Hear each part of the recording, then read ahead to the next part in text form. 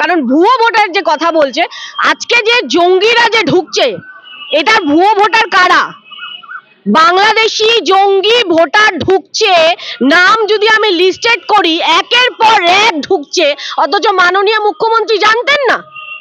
জঙ্গিরা লিস্টেড হয়ে যাচ্ছে ভোটার লিস্টে, এবং তারা এখানে এসে কি করছে? তারা স্লিপার সেল তৈরি করছে, এবং আগামী দিনে তারা কি তৈরি হবে? কিচ্ছু না, শুধু মোল্লা তৈরি হবে। মোল্লা, সিম্পল ইকুয়েশন হচ্ছে মোল্লা তৈরি হবে, না এরা ডাক্তার হবে না এরা ইঞ্জিনিয়ার হবে।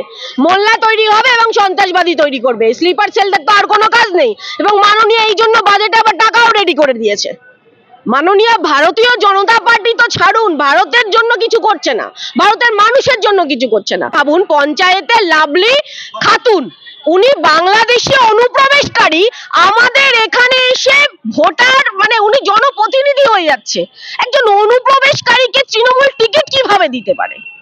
এর আগেও বিধানসভায় আমরা দেখেছি, আলো রানী সরকারের কেস এখনো অবধি চলছে। আপনি ভাবুন যে একটা দলীয় দল এরকম একটা কাজ করছে, এটা অ্যাকচুয়ালি এটা অ্যান্টি সোশ্যাল কাজবাজ চলছে, দেশদ্রোহিতার কাজবাজ চলছে। আমরা খুব অবাক হয়ে যাচ্ছি, এরপরও মাননীয় মুখ্যমন্ত্রী কিভাবে গদিতে বসে আছে। দেখুন, এই রাজ্য সরকারের দ্বারাই হচ্ছে। বিজেপি কিভাবে দিতে পারে? বিজেপি তো ওই সরকারে নেই। বিজেপি যদি সরকারে থাকতো, তারপর যদি এলিগেশন শুনে লাগাতো, তাহলে মান্যতা দেওয়া যেত।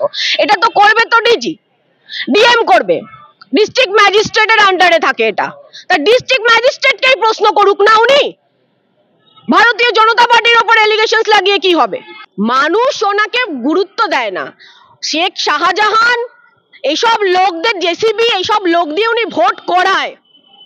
আপনি জানেন ভোটের একটা ইলেকশন প্রপারলি গণতান্ত্রিক পদ্ধতিতে ইলেকশন হয়?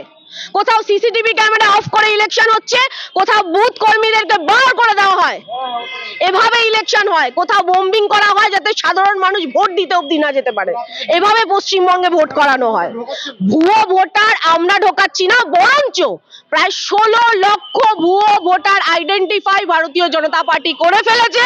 সেই ভুয়ো ভোটারদের লিস্ট ডিলিস্টিং করা হবে খুব শিগগিরই, এবং এই ভয়টাই মমতা বন্দ্যোপাধ্যায় পাচ্ছে। এই যে অনুপ্রবেশকারী, এই যে ভুয়ো ভোটার, ভারতীয় জনতা পার্টি যদি 16 লক্ষ ভুয়ো ভোটার যদি ক্যান্সেল করে দেয়, আগামী দিনে উনি ইজিলি হেরে যাবে। পশ্চিমবঙ্গে যেভাবে চলছে, শুধু গান বাজনা নিষিদ্ধ কেন আপনি বলছেন? কিছুদিন আগেই তো জেসিবি কে দেখলেন, একজন নারীকে পুরো বলছে ইনসাফ সভার নামে সবার সামনে নির্যাতন করছে। এটা পশ্চিমবঙ্গ, এটা পশ্চিমবঙ্গের সংস্কৃতি। এই পশ্চিমবঙ্গকে আমরা কোনোদিন আগে দেখেছিলাম? এই পশ্চিমবঙ্গ থেকে সত্যজিৎ রে সরকারি স্কুলে পড়ে একটা সময় অস্কার নিয়ে এসেছিল এই পশ্চিমবঙ্গে।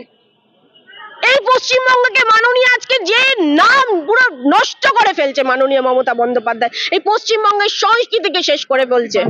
হিন্দুরা জাগুন, নালে আগামী দিনে আপনাদের আরো অবস্থা খারাপ হবে। আজকে গানের জন্য পারমিশন নিতে হচ্ছে, আগামী দিনে আপনাদের তুলসী মঞ্চে গিয়ে পুজো দিতে গিয়ে পারমিশন নিতে হবে।